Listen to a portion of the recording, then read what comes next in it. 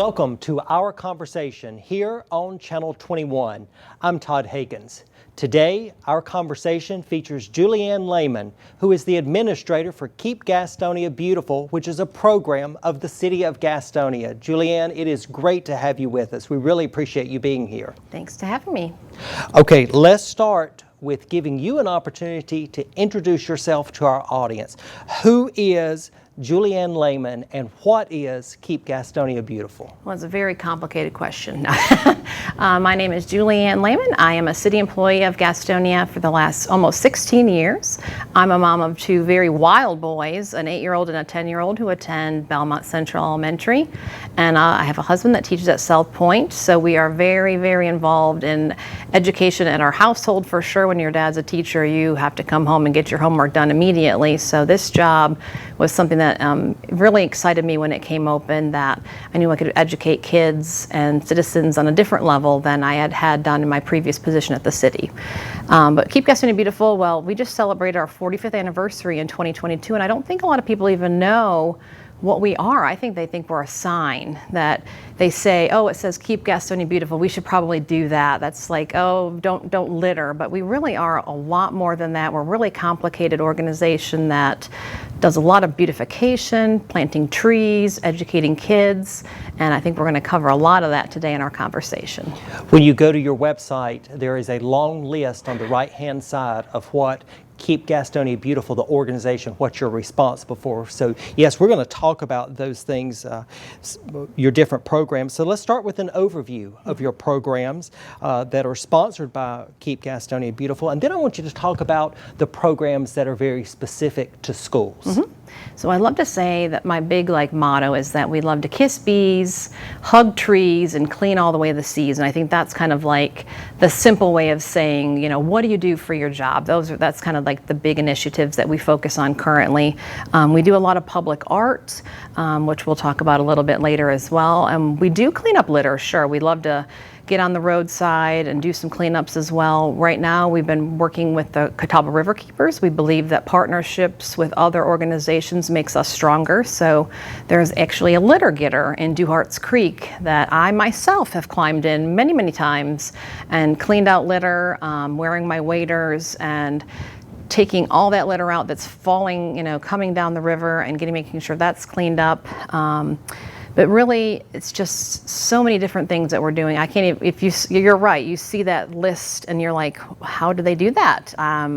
Sometimes I don't know how we get it all accomplished ourselves. Just this week alone, we're working on a story walk that will be installed at Lineberger Park. So you would be able to read a book while you're walking down the Greenway. So you read one page, you keep walking, you read another page. So it's a beautification plus an education piece. So we're a very complicated organization, but it's all about getting back to education is the biggest, circle part of the whole thing. So. And I know you're very involved in the schools. Yes. So let's talk about a few of the programs that are very specific to schools. And I know that one of our schools in particular, the Gaston Early College High School, they've been very active, the students there, with Keep Gastonia Beautiful, and they've become one of your partners. Mm-hmm. So they've done everything from the Highland Community Garden. They have worked on making sure the lights were working, on holiday decorations. They have made snowmen decorations out of old fence posts. There's been a lot going on. So talk with us about school programs and school partnerships. Right, so these are sophomores at Gaston College, and every Friday they get off to help from 9 to 12 to do things in the community, and they have chosen Keep Gastonia Beautiful and I think also a couple of different organizations that they want to assist during the school year. So last fall they helped us a lot, and especially in our community garden, turning over the beds, cleaning up everything afterwards. They've done everything from raking to putting in dirt, putting down gravel, things that it would take our volunteers a week to do. With 50 kids that come off a bus, it can be done in 2.5 hours. So I can't keep up with them. Just this past Friday, they were at the farmer's market. I had kids sweeping out every single bay. They made over 1,000 seed packets for a Beetopia event that's coming up in May. I mean, I cannot keep them busy because they work so fast. They're so eager to help. And we're always better together. When we have other partners working with us, we can get so much more accomplished. And I always tell them, without them, we couldn't have big events. Like this Beatopia, I would have been putting these seeds in for a month, but with them, it was just they had this little whole workshop, and they were just all working together and talking, and it was a community that they were working together. And then another group was working on some litter packets. So it was really it's really awesome to see them work together as a group as well. I do want to mention the Adopt a Street program. If you're interested in that, you can adopt a block, a couple of blocks in your neighborhood. You don't have to adopt miles and miles of the highway. That's correct, right? That is true. And you can even adopt a corner if you'd like. Anything that will get you out there and just making our city cleaner and greener will make my heart happy for sure. If you can take 30 minutes and keep an area clean, that's all it takes. It helps. It helps. So, okay. Chapel Grove Elementary School, they have adopted an area near the school to help keep it clean and green. Why do you think it's important for elementary students to be involved in a project like this, in a cleanup project? And what do you think they are learning, and what do you hope they learn that it carries through as they get older? Well, it's groups like this that it just happened very organically, actually, too. It was just one of those things like, oh, they did one thing, a cleanup, and I saw that they did it, and I reached out to them personally and said, would you want to adopt a street? And actually the principal said, no, it's too busy. And I said, well, what about the playground? Like, you don't have to, we can always work with them. Whatever group wants to do something, we're always very organic about how we do things. But I think it just gives us hope that that change is possible, that change is nonpartisan when it comes to children, especially, and change is very deliberate.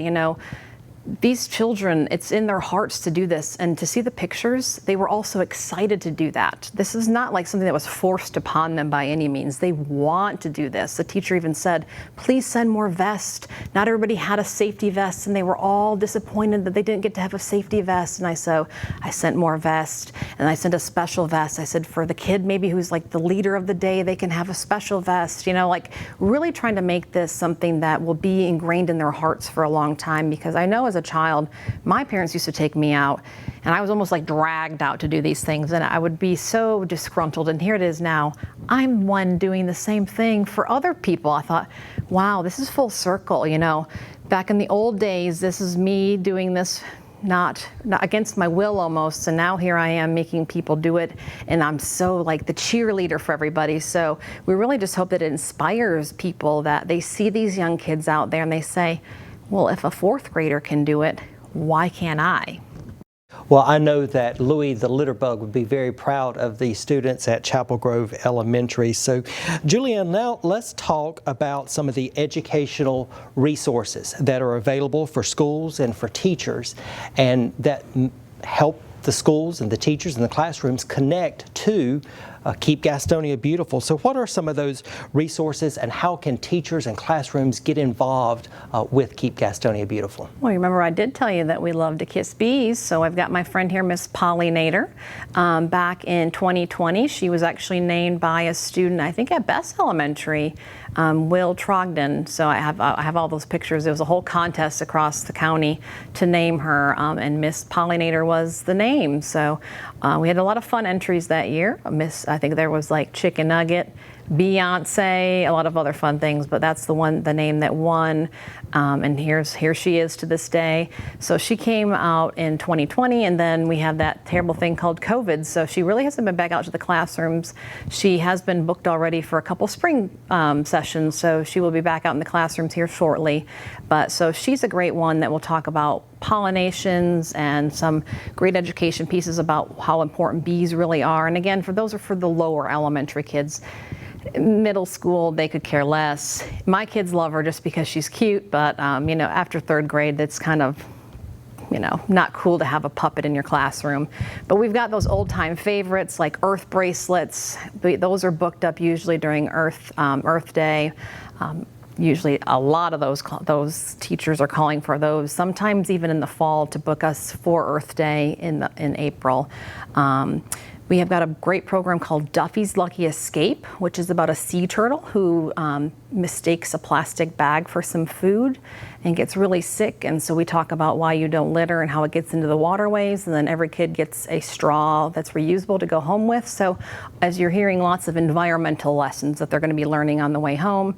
And everything that they're doing with us is all free. And I think that's the biggest thing, that we're not charging. We just want to do supplemental education for these teachers, knowing that we only have a short amount of time with them, but we want as many teachers to reach out to us as possible. We have some great educators on staff that are ready, willing, and able to go out. And if it's the program that maybe it doesn't work in their class at that moment, we're always willing to kind of think of another way. One of my staff members right now even has worms in her office, so she's doing vermicomposting with a couple classrooms coming up in a couple weeks too. So we're very creative. Not me, they are. I'm just the handler of everybody, but we really want to make sure that as many students in Gaston County are educated, and we do the whole county. It's not just Gastonia, although our name is Gastonia. We want to make sure that we reach the entire county, as many students as possible. Well, I like the idea of Miss Polly Nader going out and talking to our students and sharing with our students and educating our students. And I think that if Miss Polly Nader ever needs a friend, I think you maybe could develop a Beyonce. I like that as well. So I think that's a cool name. She can even give high fives afterwards too. So it's really fun. I mean, the puns can go on and on with the B program for sure. So. Now, recently, you and your staff attended the National Keep America Beautiful conference in Washington, D.C. We want you to tell us a little bit about that experience. And I understand that Keep Gastonia Beautiful received an award and special recognition at the national conference. So tell us about that experience. Sure. So we went there, and it was such an inspiring program to be with other people that do the same work that we do, but at different levels. Inspiring for sure, and then to know and be validated that the work that we're doing here at the local level, that not everybody has a puppet like we do, not everybody has a Louie the Litter Bug, so to be an inspiration for other affiliates is something that's really important. There's actually over 700 affiliates in the Keep America Beautiful quote-unquote family, so that's a fun time to get together with other people that are very like-minded, environmentally friendly, and just kind of go off each other's ideas and bounce things off each other. But the best part was when we won this amazing award. We won the 2022 Innovation Award for a project we had been working on. It was a passion project for many people on our board. It's called Great Place to Be, pun intended, BEE, and it encompasses a huge 20-foot mosaic column that is near the stadium. So it's on the corner of Franklin and Trenton. And it's made out of recycled glass. And then we also have bees on Main Avenue that look very similar to this.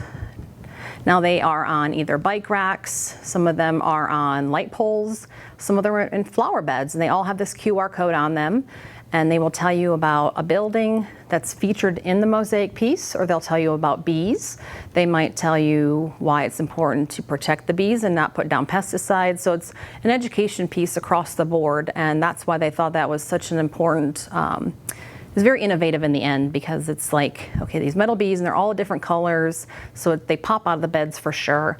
And it's just educating people about a little bit about the history of downtown Main Avenue, but also it waggles their way all the way down to the stadium, and there's like a big, huge queen bee right by the stadium as well. So, okay, I was talking with someone recently, and he said, I've got to spray my yard. And immediately I said, don't spray the dandelions. The bees, they need the dandelions. They do. So, I'm glad to see that you have a bee message with Keep Gastonia Beautiful. So as a Bee City affiliate, that is something that we're just trying to get that message out a little bit more every year. People are still going to put down pesticides. It's something that we don't know how to stop. We can't stop homeowners from doing that thing, but maybe we could say if you can put it out in the evenings, because the bees forage in the morning, or maybe you can look at what you're putting down. There's other alternatives as well. But yeah, those bees, especially during this time of year, they're really looking for those dandelions for sure, and they need those little cloves as well. They're looking for all those little yummy things. So we're just trying to protect those, especially the native bees that are out. I mean, the honeybees are still need some help as well, but native bees are the ones that are really in need of help for sure. Okay, so you mentioned a project at Caramont Health Park where the honey hunters play baseball. This statue, this sculpture. Let's talk a little bit more about that project. And that's the reason why you won the Innovation Award from the national organization. So talk to us about that project and how that came about. Right. So we're always receiving a grant from somebody. I have a lot of ideas in my head, and I'm just always trying to figure out, and I have a great board of directors as well, that we're always trying to figure out how we can highlight the different things that we're working on. So we wrote a grant through the Glenn Foundation, and they thought that it was unbelievable as well. So they bought into it. And so this column is 20 foot tall, and it's made out of all recycled glass. And so it was a twofold. So here we have recycled glass, KGB mission, and now these bees also on our KGB side. So we're really interested in the education on the bees, but also telling people that this is recycled glass. Every single piece of this was made out of recycled glass, and that the artist, that's why we chose him in the end. He really had that vision and understood what our mission was about, and really took it and ran with it. And we're really proud of the whole project. And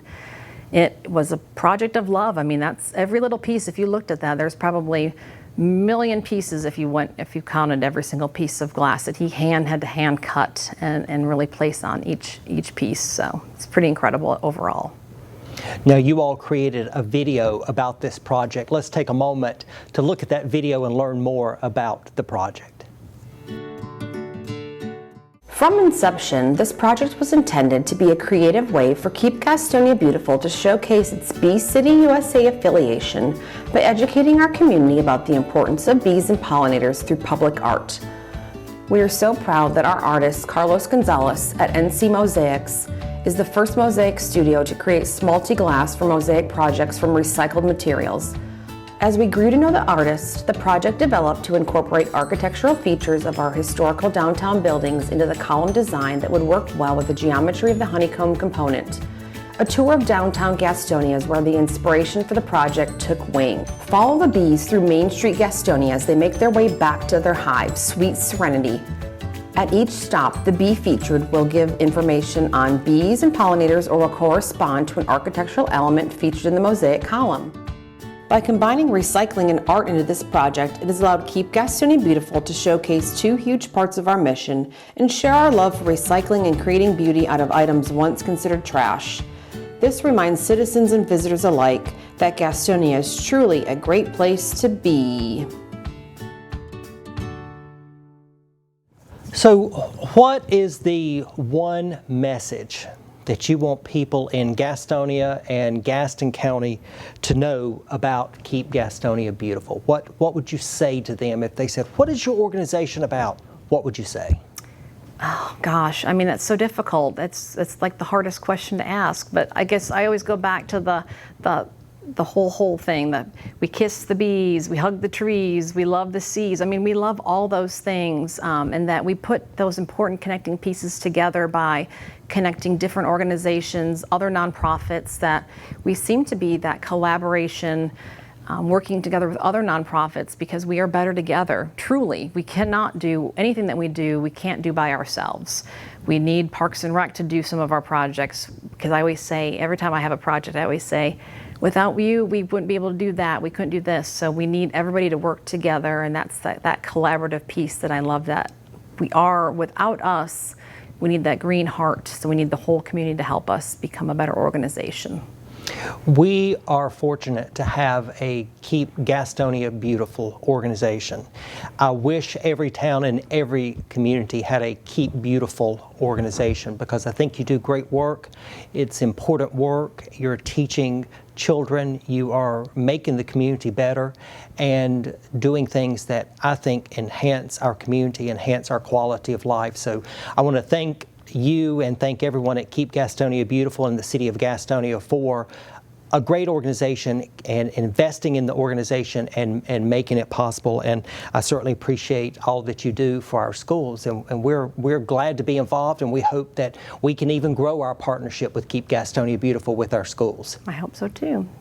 Juliann Lehman is the administrator for Keep Gastonia Beautiful, of course, a program of the City of Gastonia. Juliann, it is always good to see you, and we appreciate you taking time to talk with us today, and keep doing great things with Keep Gastonia Beautiful. Thank you. Thank you all for watching our conversation here on Channel 21. I'm Todd Higgins. We look forward to seeing you next time.